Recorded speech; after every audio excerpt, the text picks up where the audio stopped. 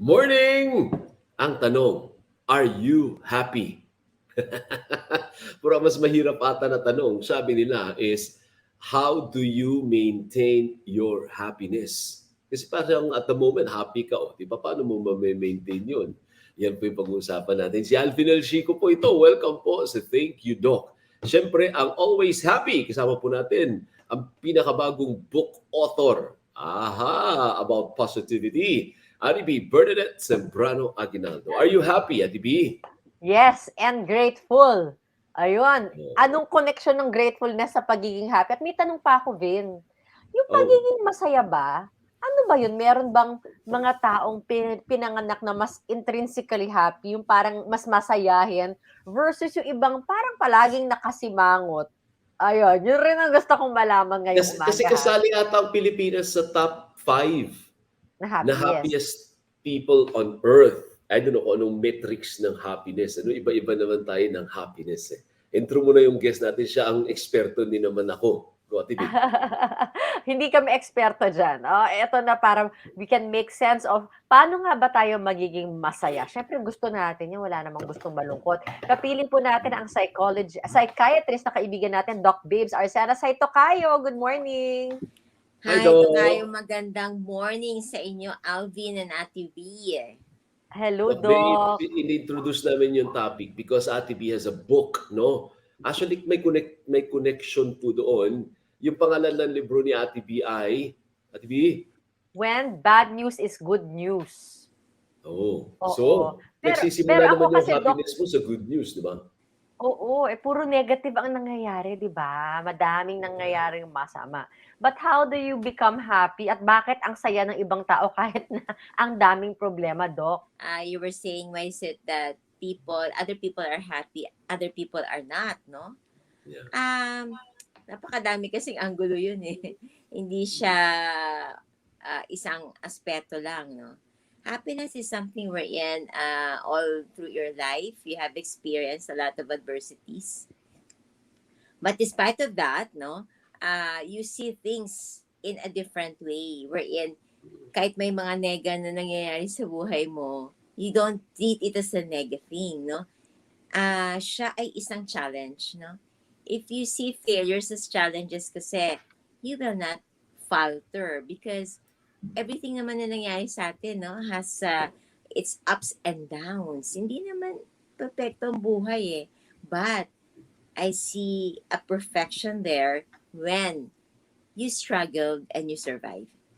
Siguro, Doc, ako ang tanong ko, magsa-cite na lang ako ng mga examples, no? Yung mga ni-encounter nating Okay. mga Pinoy. May na-encounter akong Pinay, ang daming anak, daming problema, pero sabi niya, ang buhay ay carry bells lang. Problema na nga, problemahin mo pa. Oh, Um, that's nice. maraming ganyan, di ba? Yung ganyang klaseng disposition. So ano yun? Is it a matter of disposition o baka dahil sanay ka sa hirap kaya? Minsan ba advantageous rin yung na sanay ka sa hirap? Sanay ka sa challenges. Okay. Sanay ka rin na nagsurvive. Sanay ka rin na Ah. sinasabi mo sa sarili mo na this is just a phase. It's just, yung bang dumadaan ka lang, parang train. There are a lot Mm-mm. of stations there. Not all stations naman are bad, right? Mm-mm. Some are good. No? So, ang target mo talaga, it's like you have a telescope wherein what you see are just bright colors and you don't look at the dull colors of life. Kasi it's a combination eh, no? You will not experience this kind of challenge kung feeling mo failure siya lahat. Mm. Ah. Pero paano ba Okay. yun, Doc? Siguro parang i-differentiate natin, ano? Kasi pag may negative na nangyayari at naka-smile ka pa rin all throughout, isipin na sa tabi mo, ano nangyari? Bakit siya naka-smile? Eh, negative na nga yung nangyayari, ano po? So, magkaiba yung physical appearance kesa sa disposition. Ginamit niya, Tibi, kanina yung word na disposition, eh, di ba? Iba yung Yes. wisyo, iba yung outlook mo sa buhay. Magkaiba yun. Hindi porke positive ka, all the time nakasmile ka. Hindi ganun, di ba? Yes. The face can smile, but the expression in your face. Yun ang hindi mo minsan mapapansin. Na kahit na nakangiti ka, pero yung eyes niya malungkot. No? I can see that in some people na, Doc, I'm just fine. So, at times, I would always let them define ano ibig sabihin ng fine. Kasi ang Pinoy, mahilig magsabi na, okay lang ako. But, pinapadefine ko, what's okay for you? And that's where parang minsan, nga, no? Ano bang okay for me, no? So, how can we define happiness? It's like an individual thing, eh. Wherein, you tell yourself, Alvin, kahit na may nangyari ng masama, like what, yung example kanina ni Ate Vino na ang daming anak, pero bakit masaya pa rin siya, no? It's because you decided to be happy. So ikaw, So, decision ang siya. susi doon, yes, nasa sayo. Ikaw ang magde-decide when are you going to be happy. It is a decision, but then, in that decision, you have already accepted a lot of challenges along the way. Hindi lang siya simple na, okay, tanggap ko to. Hindi eh. Nandun na yung framework mo. Parang meron ka ng sistema na, okay, when things go wrong, I made a decision and whatever happens, I'm gonna be accepting. That's the word. Accepting. Yeah. So, yun Kasi yung first halimbawa, phase, dapat sige, tanggap mo. Mm. Ayun yung first phase kasi Yes. pwede ko sabing masaya ako pero kung hindi mo tanggap, pwedeng bitter ka, parang ganun. Makita mo yung ano eh, Ate B, kahit na sabihin mo tanggap mo pero hindi mo tanggap, mahahalata kasi yun eh. But when you accept things as they are, with its ups and downs, with its scars and wounds, no? And alam mo yun, yung a lot of bad things or the dark spots in your life, kung tanggap mo yun, you made a decision to be happy na. Okay, sige. Acceptance. Sige, kung step by step natin, how to be happy nga. So, nandun yung acceptance, sabi, natawa si Doc. Acceptance, pero sa amin, personal, yung sense of gratefulness, mahalaga. Para sa akin yun, ha? Yung marunong kang magpasalamat sa mga bagay na mayroon ka, para sa akin, importante yun. Am I right? Yes. Or, I'm sure it's not naman Yes. rocket science. Oh, go ahead, Doc. Science can make complex combinations or theories about what happiness is. Ang pagtitingnan mo, happiness, kung titingnan mo sa biological framework, it's really an increase in the serotonin levels. Correct. Meaning to say, sobrang happy, kaya nga we give our depressed patients an antidepressant medications with serotonin kasi that makes you happy. So, meron ba tayong tinatawag na biological serotonin sa ating katawan? Yes, there is. Yes. Yun. Now, So, yung iba marami yan, iba konti. meron. Ayun. Oo. Meron tayong serotonin sa katawan natin. Ito yung happiness pill na tinatawag or happiness factor in ourselves. Yun nga lang, di ba habang madami tayong pinagdadaanan, nababawasan yon. Pero lumalabas ang tinatawag natin na neurotransmitter na dopamine. Ito yung dopamine na to, ito yung aggressive hormone, ito yung anger hormone, ito yung impulsive hormone. So, kapag may pinagdadaanan ka at hindi mo nakakayanan, tumataas ang dopamine din. However, for people who are happy, the serotonin is what? Is maintained. For those who are unhappy and angry with their lives, tumataas ang dopamine.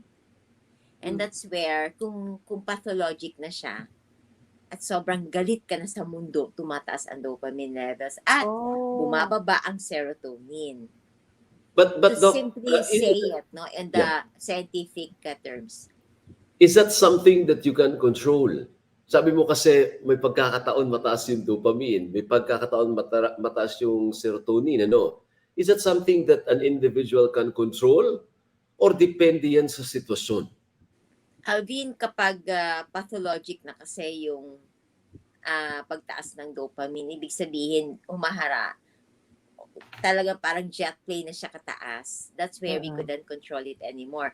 There are some factors like support groups, no? Like, for example, you have a very good parental support, you have a good partner support, no? And then, yung functioning mo, like, for example, mataas ang level of occupational functioning mo, nakakayanan siya, Alvin. Kasi meron naman tayong strength factors. Ibig sabihin, nung tayo pinanganak, it's more or less, nandyan mataas, mga 40 to 50%, we have the strength factors. Yun nga lang, pag combined with stress factors, that's where the challenge lies. Kasi ang nasa Kaya isip being ko grateful, everyday, you go back to being grateful, just to connect, no, Alvin? of course, of course. So when you become grateful, you become happy, you accept challenges, that's actually the serotonin effect in our body. Correct. Kasi kako, everyday, may stress naman tayo as long as you work. Yes. Or kaya sa bahay ka lang, talagang may stress. So parang ang sinasabi mo ba, Doc, is para siyang may regulator. Ikaw yung magre-regulate kung paano mo ipa-fine-tune yung emotions mo for that day. Ikaw ang magsiset. Okay. You are the one who control the regulation of the music in your life, the wavelength, the volume, the tone. However, if you are no longer in control with the music that you have, no? Halimbawa, ang radyo mo, hindi mo na control kasi ang dami na nangyayari. Pagsubok, that's where the tuning is off. Okay, pero Doc, sabi nyo kasi ang ganda, no? Yung sobrang konektado yung mind, yung mindfulness, konektado sa disposition, konektado siya sa mood. Lahat yun, ano, parang it's a mental thing. Di ba? Kaya sinasabi nila, kailangan mag-breathing, ganyan. Ang ginagawa ko minsan sa sarili ko, alam ko pag down, in my mind, biological. O so kailangan increase the happy hormones, exercise. Ganun na ginagawa ko. Nag-exercise ako. May point yan, di ba? Increase mo yung happy hormones because when you exercise, you release the happy hormones. Studies show that when you move, gagalaw-galaw ka. That's why people are so addicted to yoga, Zumba, kasi nga it brings out the happy hormones in you. Kasi hindi lang siya serotonin. Meron din naman ibang hormones that are connected with happiness. Pero yung reyna talaga is the serotonin. Okay. The rest comes, like for example, napansin nyo, pagkatapos kayo mag-exercise at pawis na pawis kayo, you felt good despite feeling so... It's because you are stretching the happy hormones and your body has better circulation. So you tweak it, no? You tweak it. Kumbaga, merong mga hacks rin to be happy. Na minsan, gloomy yung weather, ang pansinin nyo, para mas nakakalungkot din, di ba? Sabi nila, mas malungkot yung wala masyadong araw sa mga nakatira sa masyadong winter, di ba? Mas sad sila. Di ba? Kasi there is what we term as seasonal affective disorder. Wala sa atin to dahil sa atin kasi we just have summer and rainy season. The seasonal affective disorder, this is a combination of the 4 seasons, no, that we see in Europe, in US, and SAD is common sa kanila, lalo na pag, di ba, minsan pag maglapit na December, they have longer nighttime than daytime. And that's the reason also why we do light therapy or sun therapy sa mga elderlies natin. If you have noticed in geriatric wards, may mga sunlight time in the morning because that perks them up. Kasi sabi magpa-araw ka. Yes. Magpa-araw ka lang. Especially in the morning, early morning. May point talaga. May mga hacks talaga. Ibig sabihin, Ate B, ako gusto ko, yung weather na gusto ko, yung may drizzle ng konti. Ayaw ko ng sobrang maaraw, mainit, Ate B. Although What syempre does siguro that dahil nasa say? tropical. So what does it say? Na gusto ko yung medyo makulimlim na walang ulan. Or kung may ulan man, drizzle lang. So ibig mo sabihin, ano ako? Unhappy person ako? Dahil yun ang gusto ko? No, because it's in your experience kasi that Mm. you're happy with it. Like me, I feel nice when there's a lot parang umuulan because that Ako din, reminds me of my drizzle. childhood when we play in the rain. Yes. Oh, Yes. Exactly. Oh. So hindi po yun sa gano'n na gusto ko medyo makulimlim, na medyo may ambon, naha-happy ako do'n. Hindi, as opposed to another person na gusto naman niya sunny every day. Hindi ibig sabihin na mas less happy ako kesa sa kanya. no. It is based on your experience. Like me, I like some rain showers because it reminds Correct. me of how it was before when I was young. Correct. But Ako din. may but doon. Light can actually be therapeutic. It can increase the happy hormones, especially with the elderlies. Ginagamit din namin yan sa mga depressed patients, no? And they're exposed to light therapy. So for me, kasi 'di ba when it's daytime, it's kind of the feeling of hope, being hopeful is there. Yes. So it all boils down sa outlook, Outlook. Doktora. Yes. Sa outlook mo sa buhay. Kasi may mga taong worrier. Diba yung iba nga umaabot pa nga sa stroke, sa heart attack, sila sobrang lahat yung worry nila. May mga tao naman na less worrier na whatever will come, will come. Whatever Tanggapin will mo kung be, ano yan, will be. que sera. Whatever will Oo. be. May mga ganun naman, Dok, di ba? Yes. Yung kesera-sera, I love that because for me, whatever will be naman talaga. But, of course, there are times in our lives wherein we just have to relax, just feel the mood. Alam mo yun, you know, pressures. We needed that. Yeah. Doc, ito naman, nakita ko rin sa field work ko, naalala ko nung pumunta ako sa Mindanao, Marawi Siege to eh. Nagulat ako ang hinihingi ng mga babae doon, lipstick. Tapos noong una, it didn't make sense. Bakit kaya lipstick? Nag-evacuate na sila, wala na lipstick. Pero importante pala yung pagpapaganda to make you happy. Yung Because a good shower, magpagupit ka. Ang laki pala, because it does. Lipstick is a sign in women wherein it gives them that fighting mode. Tandaan mo yan. And at times, the color of the lipstick, nakakatuwa, no? Pati lipstick pinag-aaralan namin. Pero, yung color at times, no? If it's really, may isa nga akong kaibigan, sabi niya, pag nagba-bright lipstick ako, ibig sabihin, I'm happy. When I have a dull lipstick, I'm kind of not okay. Parang color coding pala siya. Sabi, natawa kasi ako. I don't so meron pa rin connect. And nakaka-uplift rin yung pagpapaganda o yung pag-lipstick, nakaka-boost rin ba yon? Is it like your switch na, sige, go? You know, Ate B, yung sign sa akin, sa mga pasyente kong mga, yung mga, like for example, they're so dressed up before they got depressed, yung mga talagang social or very, magaling magdamit. Ang good sign ko na hindi na sila depressed is when they dress up. When they also put lipstick. O, di ba? Alam mo, may significance yun. So, ibig sabihin, basta anything that makes you happy, go for it. A new clothing, new gadget, new nose. Nagpayos ka ng nose mo. New lip. Kasi sabi niba, ba't ka nagpatamos ng ilong? Hindi bagay. If you feel good about it and you're happy about it, what matters is you are happy. Tama ba, Doc?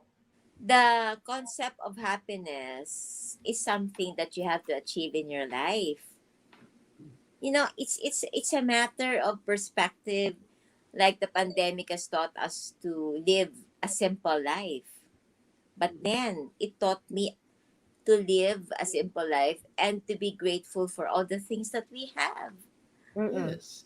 There was a time, Alvin, that I thank the Lord for some of my patients who survived, who were able to breathe again after being in a respirator, or alam mo, napakahirap, no? But it gave me the sense of perspective na sabi ko sa sarili ko, we have to be happy no matter what happens. So, desisyon. Mm, mm. Desisyon siya Siguro talaga. ang challenge doon, because we have last 8 minutes, siguro yung challenge doon, maybe we can teach yung mga nanonood sa atin, mga nakikinig sa atin, yung napaka-broad na tanong na how to be happy. Hindi siya simple eh. Actually, hindi simple yung tanong na yon. Hindi siya simple. Pero paano nga ba? May technique ba doon? How to be happy sa tanong na yon? Studies will show that there are a lot of things that will make you happy. But then, ang pagiging happy kasi is very, very subjective, no? It depends kasi on how you live your life. It depends on how you're able to survive the ups and downs. Depende din yun sa konsepto mo when you were young. I was looking at my own life also. And I told myself, kung hindi talaga inspiring ang parents ko, if they didn't allow me to grow as who I am now, I wouldn't be like this, no? So, being grateful to our parents, that's number one, and showing appreciation to them, no? Especially when they're old na and you give everything that they needed. Those are signs wherein you are truly grateful to your parents who brought you up. Alam mo, napakalinaw nung naging psychiatrist ako na, nga no, pagiging happy pala. Like ako, siyempre madami tayong pagsubok, but bakit na yung nag-survive? Bakit yung iba hindi? Kaya titingnan ko yung history talaga. Makikita mo na madami talagang taong nag-a-uplift sa iyo eh. And that matters the most. So support group, importante din yun. Yes, family, parents, your loved ones, no, your partner can actually contribute to your happiness. Dok, I'll ako give yung yung specific example, para lang useful sa office. May office mates ka na nega star. Office mate mo yun. Lang naman tumigil ka sa kakatrabaho. Paano ka kakain, Anong tip mo doon? May office mate ka na negastar. Tapos may boss ka na oppressive. Lahat ng trabaho bibigay sa iyo kaya para lang mapawi yung happiness mo. How do you deal with that? Yan practical yan, Doc. Doon muna tayo sa negastar. That's the strength of being mindful. Being mindful means na you focus on the things that you can control. Makontrol mo ba yung behavior nila? You cannot. No. Kasi may pinagdadaanan din sila eh. And kung may mga ganun na tao na sobrang, alam mo yun, sobrang cranky, I let it be. I would always tell myself na, okay, this is not a good day for him. Pero pag everyday silang ganyan, try to focus on your working capacity lang. But when it comes to always being a friend to them, you don't need to do that. So for me, struggle siya. But then you have to make a decision na gusto mo bang kasama to lagi or hindi. You can... So iwasan, Doc. Iwasan mo siya. Yes, What about the boss? Yes. Paano yung boss mo? Diyos ko, Friday na Friday, ang daming pinapagawa. Talagang inuubos yung happiness na natira mo. Weekend na eh. Kaya lang boss mo, paano mo iwasan yung boss mo? Napakahirap talaga niyan, Alvin, kasi boss mo, hindi mo maiwasan eh. So, mag-resign ka na lang, hanap ka na mas magaling na boss. Pero baka mamaya, mas worse pang mahanapan mo, no? So, for me kasi ang konsepto dyan is, you learn to just have your own safe place, no? Wherein hindi ka maapektuhan. Ngayon, kung madaming pinapagawa sa'yo, di gawin mo, but kung it reached your limit, siguro you should have a heart-to-heart talk with that person. Kasi if it affects na yung mind mo and your being and you're burnout already, that's a different scenario. Actually, may secret, TV, bago ka magtanong, yung mga bata ngayon, ganyan sila. Mareklamo sila, Ate B. Magrereklamo sila pag binigyan mo ng sangkaterbang load at hindi na nila kaya. Mabilis. Kung tayo kasi, I don't know kung aminin nyo magkakaedad tayo. Parang ang dating sa akin, Doc, tayo, parang we are made of tougher stuff. Parang mas kaya natin magtiis, mga martir. Pero yung ngayon, yung mga bata ngayon, I think may positive angle din na magrereklamo sila to your face, Dr. Babes. Yes, Alvin. The millennials right now are very aggressive. They are very vocal about how they feel.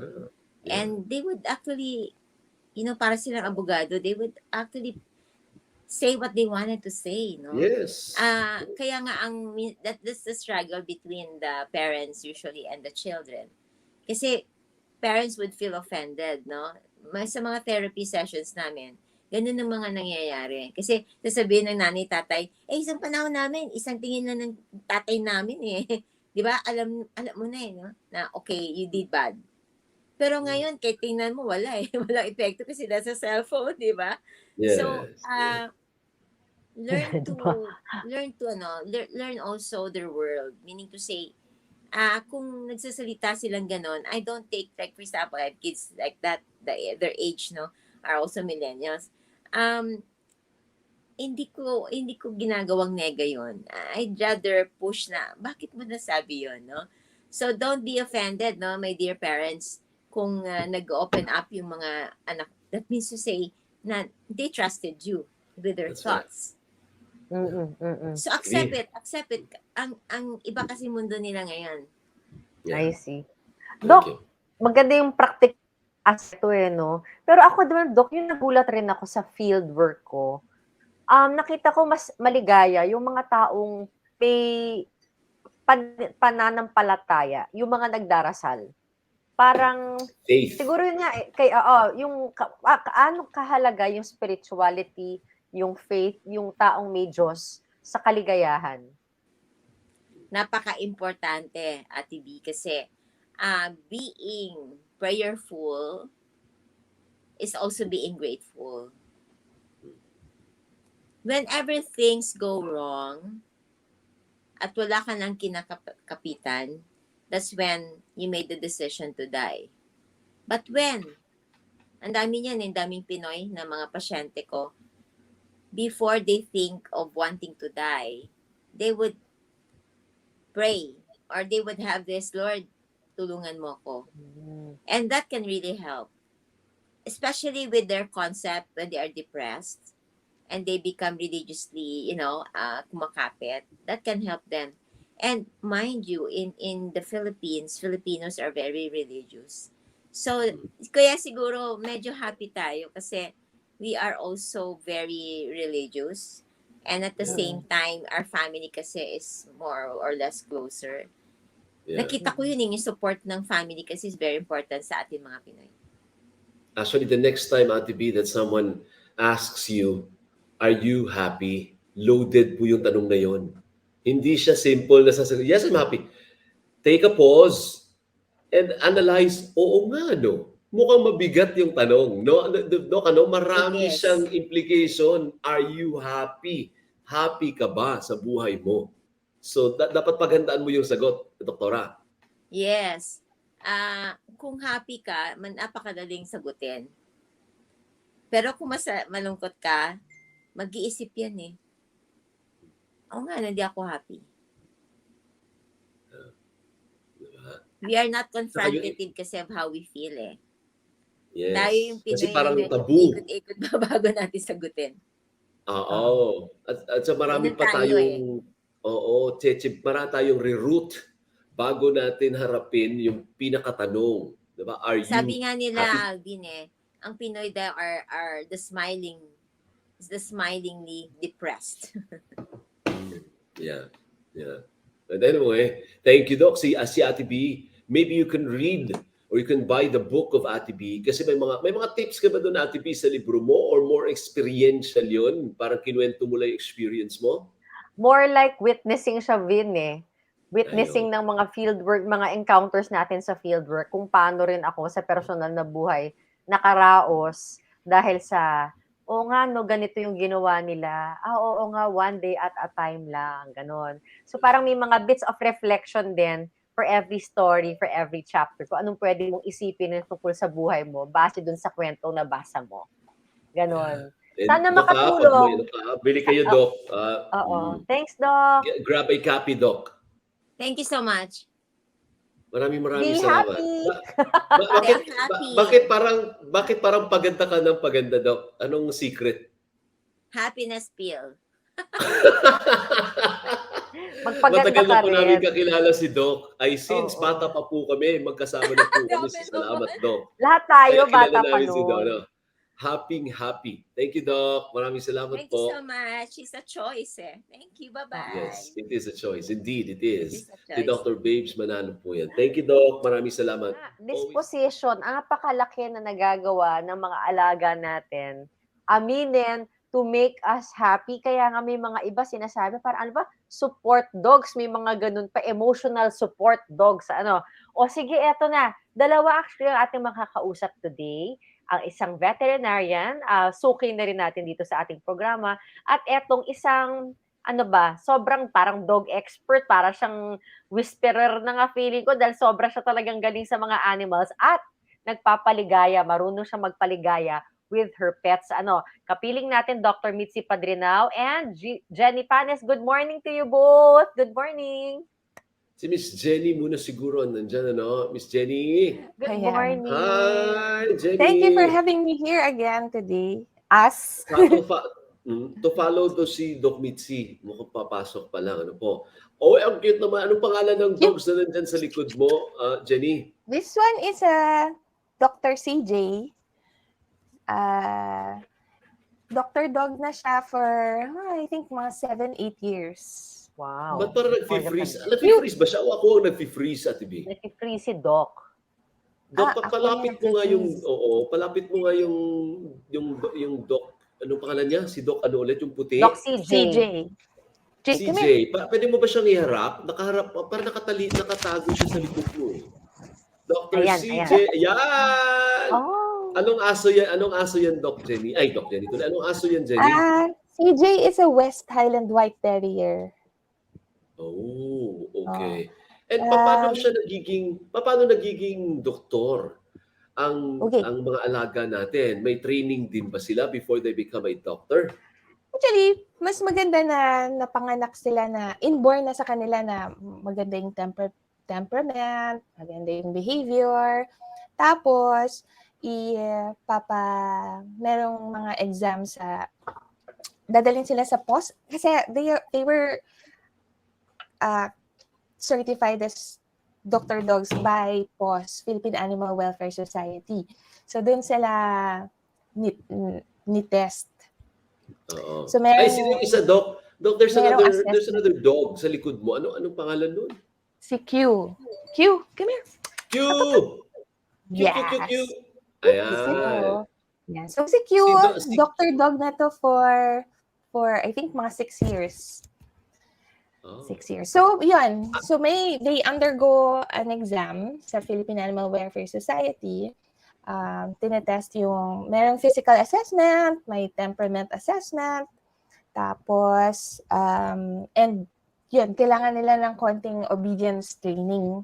So, kailangan lang marunong silang mag-respond sa owners nila when they are called, marunong silang mag-sit and stay, ganyan. No? Anong breed yan, Doc? Si Doc? Si Q, siya, Aspin siya. Ay, patingin. Para yung tenga niya, parang pataas yung tenga niya, Doc, no? Yes. Ayan, si Q. Anong tricks na nagagawa nila, Doc? Nakita ko parang nag-high five kayo kanina. Natuwa lang ako. Marunong siya Q, can you do a high five for me? High five. Yes. Q, turn. Sayang, nag-freeze ko siya. Q, bang.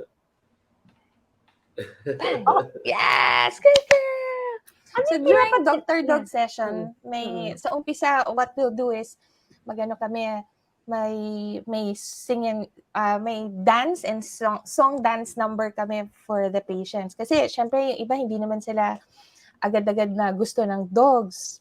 So pagka gano'n, mayroon kaming icebreaker, yun nga, may song and dance kami for them. And then they do tricks for them also. So yun na yung pinaka-icebreaker nila. No, bye-bye. Saan Doc, sila ano yung ano? dinadala? Ayan, sige. So normally, pumupunta kami sa mga institutions, mga hospitals, mga orphanage. They normally interact with cancer patients, kids, adults. Tapos, meron din sa mga mental institutions, yung mga people who were sexually abused, yan, may mga ganun. Okay. Schools, Doc, we also bakit- go to schools. Anong purpose ng mga Dr. Dogs? Sayang wala pa si Dr. Mitzi, ano? Pero si Jenny muna magpapaliwanag. Mm-mm. Anong purpose? Why do we have Dr. Dogs? Ano ang objective nila sa buhay? Kasi there were studies na yung mga dogs can make people happy, can make them feel good, and there are also mga studies na nag-show na pwede silang kasi dati merong patient sa Dr. Dog na hindi marunong magsalita. Ayaw magsalita ng bata. Tapos after several sessions, ayan na, the kid started speaking. So yung mga ganon, nakakatulong sila sa mga ganyan. Opo. So, ibig sabihin yung dogs, hindi ito yung baka iniisip ninyo na i-cure niyo yung cancer, i-cure niyo yung sakit, yung depression. Hindi siya ganon. Hindi naman siya ganon. Nakaka-support. It uplifts. Sige po. They support. Kasi, di ba, like what nga Dr. Babe said, na lumalabas yung mga oxytocin, kakaroon ng serotonin, charge. So, yun yung nagagawa nila. So, imagine mo kung, there was a time, so, kasi tatlo yung Dr. Dogs ko dati, si Eddie, Dr. Eddie, he passed away last year. May pumunta kami sa Armed Forces of the Philippines na hospital. Tapos may bata doon na jaundice na siya. Tapos nakahiga na lang siya. Ang payat-payat. Makita mo, yellow na yung eyeballs niya. Tapos, when he saw Eddie, biglang nag-ano siya sa parents niya na itayo siya. So, pinilit siyang itayo. Ganyan, para at least kasi malaki si Eddie. Eddie was a Labrador. So, hindi namin mailagay sa bed. So, yung paa niya, kinukuskus lang niya doon sa head ni Eddie, ganyan. So, yun pa lang, that alone, parang gives the children, the sick patients na to like motivate them to move at least. So, it really helps them. Jenny, yung mga pets natin, may potential yan to be Dr. Dogs. Would that be a correct statement? May potential because they undergo training at there are some who are meant or born to be Dr. Dogs, to be therapy dogs, but not all. Oh. Ano ang So pwede? it depends on the breed or anong qualifications? It depends on the temperament of the dog. So kailangan, kasi marami yan eh. May mga, actually a lot is expected out of our therapy dogs. Kasi parang tinatanggal mo na sa kanila yung instinct nila to become animals, di ba? Kasi kailangan nila to take kunyari, yung iba, hinihila yung mga tails nila, ears nila. Yung iba, kasi meron din silang mga pupuntahan na mga children with autism or mga basta mental conditions, and they will scream. So yung ibang dogs matatakot ng ganun. So the therapy dog should be always Deadma. They should be able to regulate their emotions. So talagang dapat wala lang sa kanila yon. Nandiyan na si Dr. Mitzi Padrinao. Ayun na, partner, feeling ko happy si Doc ngayon, partner. Ang lipstick, tinan mo ha. Medyo mapula ha. Ano sabi ni Doc Arcenas kanina, pag mapula ang lipstick, the redder, the happier daw. Hi Doc Mitzi, good morning. Morning po, Ate D and Mr. Alvin. Good morning. Good morning po. Jenny's there. Good morning, Doctor. Oo. Si Dr. Mitzi Padrino po, suki na po natin and we are very, very thankful po. Pag hindi po siya available, yung mga vets po niya sa kanyang clinic, pinapahiram po sa atin to be our resource persons. Doc, ano ang paliwanag na nakakatulong ang mga pets natin sa mga may sakit? Ano ba yun? Emotional lang ba? It uplifts them? Doc Mitzi. Oo. Kasi 'di ba, ang mga dogs natin kahit naman wala tayong sakit, basta may alaga tayo, nare-relax tayo 'pag nandiyan sila, 'pag dumarating tayo pagod, 'di ba? Sumasalubong sila sa atin para maging minsan 'pag galit din tayo, tingnan lang natin yung pet natin, meron silang calming feeling, 'no? And then 'pag, pinet natin sila, yung soft fur nila, parang ano yun, binibigyan nila tayo ng sense of, sa akin pag pinipet yung alaga ko, parang, yun nga, parang protected ako, parang siya lagi yung nandyan sa tabi ko, ganon. So nakakalma ako pagka ganyan. So ganon din yung feeling ng iba nating mga owners, no? Sobrang happy sila pag nakikita nilang happy din yung, pag nakikita sila ng pet nila na happy din. So ano yun, feeling contented ka. And dumarami na, di ba? Sige. Ay, Lily, dumami na yung mga Hi, nag-aalaga Lily. ng dogs, di ba? Especially during the lockdowns. Hindi ko lang alam kung hanggang ngayon naaalagaan pa yung mga pets. Pero may mga sinabi nga na yung mga, tama ba may studies that say that those with pets live longer lives or happier lives? May ganun ba kayo nabasa rin, Doc? Yes, oo, siyempre. 'Di ba, once na happy tayo with our pets, meron yung scientific basis, nagre-release tayo ng happy hormones. So yung happy hormones na yun, nagpe-prevent ng stress, 'di ba? So may relation na talagang mas tumatagal yung buhay natin kapag meron tayong mga alaga pets. So scientific yun, Dr. Mitzi. Is it scientific or Yes, emotional? No, psychological? Sige, go. psychological, of course. Siyempre, ang stress, psychological din yun. And stress can kill you, di ba? Pag stress ka, talagang pwedeng bumaba yung immune system mo, pwede kang kapitan ng ibang sakit. Pero when you're happy, nagsisikip ka ng mga happy hormones like oxytocin and serotonin, siyempre, nagbo-boost yun ng para tumaas yung immune system ng tao. So may related yun, may relate. Okay. Jenny, pwede din ba na cat doctor? O it's always dogs? Dogs lang palagi. Hindi pwedeng cat dyan. Meron din. May mga nagdadala din ng mga cats sa ibang organizations. Cats, meron pang horse. Horse? Yes. Pwedeng horse? Oo, ang laki naman basta ng horse maganda para yung dalhin sa temperament. ospital. Oo. Pero basta maganda yung temperament. Donkey, may mga ganyan din. Okay. Rabbit? Pwede. Oh. Oh, okay. Pwede. Ano yung hindi pwede? Ano yung hindi pwede na maging Dr. Dog? Yung mga nag-growl. Yung mga hindi sanay sa tao. Syempre, yung ayaw ng handling. Yun. Yung mga takot. Like my other dog, may isa pa kasi akong dog na sometimes I bring her to schools kasi magandang exposure for the children. Pero ang meron siya, natatakot siya sa mga sounds, strange sounds, yun, yung mga ganun, hindi pwedeng maging therapy dogs. Hindi, si Doc siguro tanongin natin. Doc Mitzi, nabanggit ni Jenny yung word na temperament. Ano ba ibig sabihin ng temperament?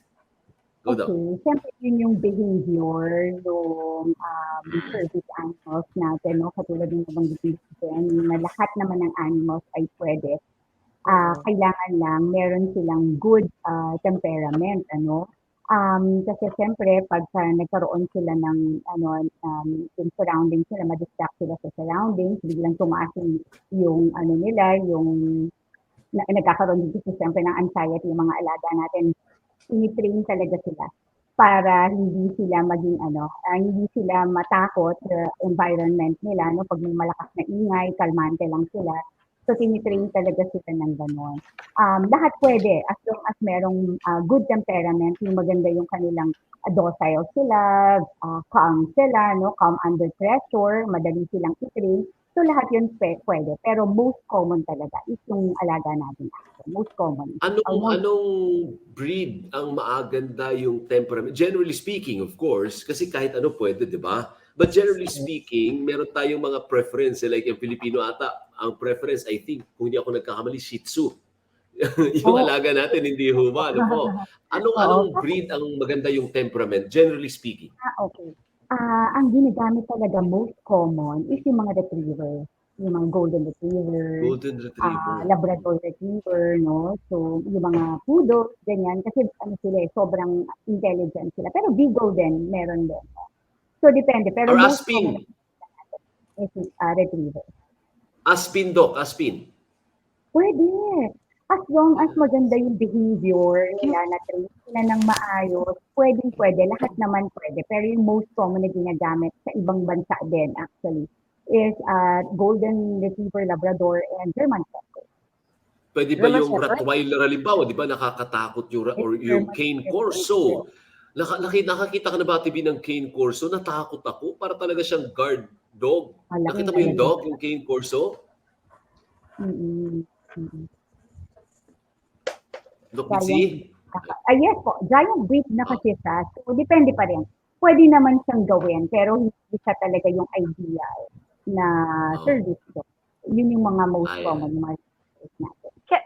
Can you explain po pala, meron tawag, iba-iba rin pala yun, may service dog, may emotional support. Yes, Ano yung mga yun na yung talagang kailangan na ng isang tao, yung may kasamang hayop? Okay. Unahin ngayon natin yung service dogs. Ito mga service dogs na to, ito yung tinitrain para tulungan yung mga tao na merong physical or mental disabilities, no, para mamuhay ng more independent. Most common yung mga bulag. No? So yun yung mga may kailangan na kahit saan sila pumunta, dapat dala-dala nila yung service dog nila kasi hindi naman sila mabubuhay ng sila lang mag-isa, no? Yung tinatawag naman natin emotional support animals, yung ESA or comfort animals, ito naman yung mga nagpo-provide ng comfort and companionship para dito sa mga person na may mental health problem, condition like depression, anxiety, or autism, di ba? Pero ito dapat sinaprescribe ko ng mga mental health professional. Tapos meron din tayong therapy animals. Ito yung mga most common. Miss Jenny ata dito sa Philippines, no, yung mga therapy animals na ang tandem nun, owner and their dog, nag-volunteer sila sa clinical settings like hospitals, schools, nursing homes, orphanages, ganyan. And minsan din dinadala sa mga health institution. And meron din tayong working dogs, diba? Yung working dogs yun naman yung tumutulong sa atin. Katulad nga naghihila ng mga sleigh, no? Nag-serve ng mga farms. Yeah. Kumbaga, kabahagi na ng buhay natin. Oh, go ahead, Jenny. Jenny, ano yung experience nyo with, yung sa inyo ba, doctor dogs lang or you also do service dogs? No, I'm not certified to train service dogs. Kasi may may standard type of training, depende sa specialty. Oh, okay. So certified ka lang to train doctor dogs? Not only doctor dogs, but family dogs, companion dogs. Okay. So and I also train mga rescue dogs. Oh, okay. So paano yan? Pag halimbawa ako gusto kong maging doctor dog si Lily. Halimbawa lang. Although hindi siguro pa parang tamad naman to dog si Lily. Paano kung how can I avail of the services kung gusto kong maging doctor dog? Hugging dog. Alaga ko. Hugging dog. Sa organization where we are connected sa Philippine Animal Welfare Society, you can go there, book a session. Actually, online, you can book a session and an examination pala so that they can be tested sa temperament test, physical test, tsaka sa obedience test nila. Yung physical test, kailangan lang healthy yung dog, i-examine yung eyes, teeth, lahat, yung legs, yung hips, kung okay ba yung structure nila, walang mga problema sa buto. Tapos sa temperament, yun na nga, kung how they will respond to very crowded areas, different types of mga tao, mga hayop, kasi may mga ibang doctor dogs din during the session, so dapat okay sila. Okay. Magkano? May bayad ba yun? Walang bayad. It's free of charge. Yeah. Oh, It's like oh. like volunteering talaga, giving your dog a job. So mas maganda if you feel like your dogs are meant to become therapy dogs, mas maganda to check it out. Ayan. Galing. Si Doc Mitzi, actually, isang caterban. Di ba, Doc, naalala mo, pinakita mo yung dogs. How many dogs do you have? Ay, naku, parang ngayon pinaampon ko na eh. So parang less than 10 na lang ata sila. Less than 10. Madami pa rin. Di ba yung mga dog mo, yung mga pangalan, Gucci, Hermes, LV, ba yun? Ikaw ba yun? Prada, Dior. Prada, oo, Dior. So walang Jenny, potential ikaw ilan? dyan, Doc. Oo. Po, sorry. Jenny, ikaw ilan yung doctor dogs mo ngayon? Ilan ang Tatlo. pets mo? No, I only have 2 doctor dogs, and then the Dalawa. other 2. Namatay na pala isa. Yeah. I have 2 rescued dogs. 3 rescued dogs pala. Oh. Yeah. So, Si Q, as- actually, si Q rescued dog to eh. Oo nga, cute. Oh. Pero teka muna, doon naman sa, kasi naawa naman ako, baka ma-stress naman yung mga dogs, ano.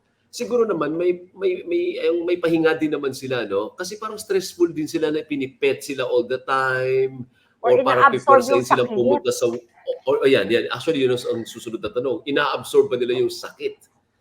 Who wants to answer that? Dr. Mitzi or Jenny? Sa akin, si Miss Jenny siguro, talagang binibigyan natin ng time to rest. Kasi hindi naman everyday meron silang service para mag-visit sa mga certain facilities, no? So siguro binibigyan sila ng pahinga. At saka yung palaging pagpipet, walang problema yon, no? Sa nagiging glossy, nakakatulong pa nga sa mga dogs yun kasi nagiging glossy pa yung hair. Wag lang yung pinipet na talagang, alam mo yon, medyo hard yung pressure, ganyan. Or Kasi nanggigigil? pag nanggigigil yung mga kids kasi hindi natin maiwasan. Minsan pinanggigigilan. Doon natin nakikita yung temperament ng alaga natin. Minsan kahit na medyo hila-hilain yung ears, hindi nagre-react yung mga therapy animals natin. So siguro yun lang ang nakikita natin na magkakos ng stress sa kanila. Pero yung simple petting, hindi naman. Kasi mas gusto nga yun ng mga animals natin na medyo namamassage din sila. If I may Jenny. add also, Of course. during the session, kapag while they're interacting with the patients, kami as their owners, their handlers, we provide everything that they need. Like they have to have water there, they have treats with them, we give them That's right. treats, we motivate them to like to have fun during the session. Hindi naman yung work lang. So we need to parang let them feel na it's a fun event also, not only Parang work. children's party lang ito. Ganyan. So dapat when we put on, kasi may mga scarves sila as Dr. Dog. So once we put those scarves on, alam na nila na, this is something fun. We're going somewhere fun. So, na-condition na ganun. Pero Doc Mitzi, yung tanong ni Ate B, totoo ba yun? Ina-absorb nila yung negative energy o yung sakit ng mga may sakit if you bring them there? O walang scientific basis yun? Hinala lang natin yun. Wala akong nabasa na na-absorb ng alaga natin yung negative vibes, no? Siguro, ang nangyayari is nagbibigay sila ng positive energy doon sa dinadalaw nila, doon sa pinupuntahan nilang facilities. Pero yung sasabihin na ina-absorb, I don't think meron. Pero hindi ko lang alam sa experience ni Ms. Jenny if after ng service, makikita medyo, ano ba yung mga alaga natin? Medyo sad ba? Or napagod? Tired? I don't Ayan, know. Jenny, ikaw sumagot. May ganun ba? Based on our experience, parang pagod lang. Hindi naman sila nade-depress or something. Hindi naman sila, wala namang change sa behavior except that they're physically tired. So after a session, papahinga na sila. Ang tanong ko pala, ang mga dogs ba natin, napapansin nila kung sino yung mas malala yung sakit, tapos pupuntahan nila to cheer up the dog, the human, may ganun ba silang, nasasabi ba nila sinong may sakit at alam nila kung anong gagawin? Merong mga dogs na talagang sobrang attuned to the emotions of people. So may mga ganun na, mararamdaman nila and they'll be more supportive. Lalapitan talaga nila. But not all of them are like that. May special Oh. few. Okay. Okay. Sige. May So we issue. will wind up siguro. Ay, sige, go Doc, Domitzi.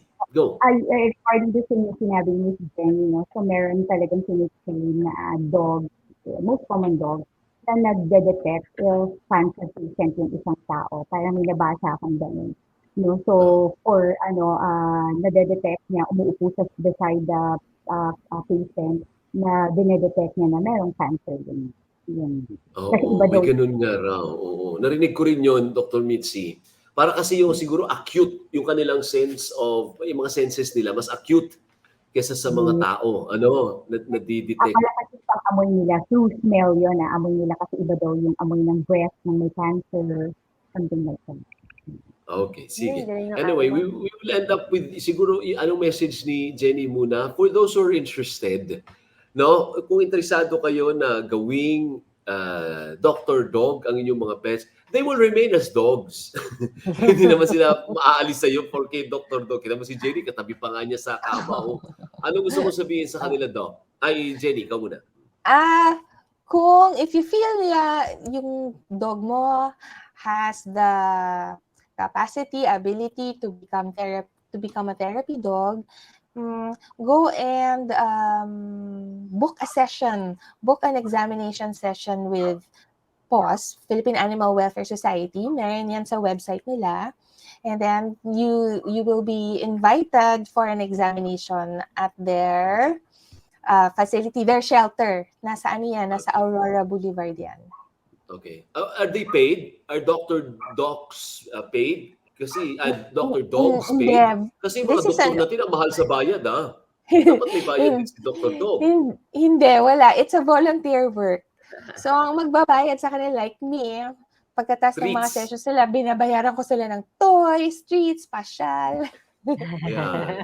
Thank you, Jenny. Dr. Mitzi, ano mensahe mo sa mga may potential, at interested din na maging Dr. Dogs ang kanilang pets? Dr. Mitzi. Okay. For those owners na gusto nila na i-avail yung sa Philippine Animal Welfare Society na Dr. Dog, ina-advise ko lang na kailangan as early as possible kasi usually tinitrain natin yan at younger age, no? Kailangan go to their vet para itanong kung ano yung mga kailangan muna na alaga natin like worming, vaccination, and mga prevention. And then check the physical, status of the pet para makita natin kung talaga bang pwede kang maging Dr. Dog. So, kailangan din, siyempre, tingnan natin yung health ng alaga natin before natin i-subject. Hindi dahil gusto lang natin siya maging Dr. Dog pero wala naman siyang, parang hindi natin siya nakitaan ng good temperament. For example, sobra pang active, ganyan, no? So, although tinitrain naman yun, pero yun, kailangan natin i-check yung well-being ng dog before natin subject or any therapy animals or emotional support animals. Thank you, Dr. Mitzi. Sa ulitin po, imbitahin ka namin ulit, on another topic. Jenny, ikaw din. Maraming salamat. You take care, okay? Thank you. Uni is there. Lily, Uni is there. Hi, Uni! Hello! Parang hindi tumatanda si Uni. Black Beat and si White naman. Thank you. Thank you so Dr. Mitzi, much. thank you. Jenny, bye-bye. Thank you. Bye. Bye-bye. Bye-bye. Kung interesado lang po kayo, di ba? Kung interesado kayo na maging Dr. Dogs, ibig sabihin, dala-dalawang trabaho ng magiging pet strategy, ikaw na owner, and for other people. You will be shared. Lili, gusto mo ba yun? I-share din kita sa iba? Ayaw do, tibi. Alam nyo, pero what a wonderful feeling to have pets, Vin. Ako, itong si Bulilit. Alam niya, pag masama pakiramdam ko, didikit rin siya sa akin. Sabi ko, galing naman nila. Alam nila pag nadidetect. At ayan, si Lily hindi. Ay, wala to lang pakialam to. Kain lang pakialam nito. Kain lang, Lily. Anyway, magpapaalam na po kami. Sana po may natutunan po kayo. Go visit the website of PAWS, kung talagang interesado po kayo. Si Alvin El Chico po ito with Lily. Ayan, gusto nang kumain ito, Ate Pio. Ayan, kulit, oh. Ay, Maliligo kami sana lalabas. kami. Kailan makulimlim eh. Kami gala lang. At ako naman po si Ari B with Uni. Until next week, dito lamang sa Thank you, Doc. Thank you, Doc. Be happy. Be happy po. Kasi Happy.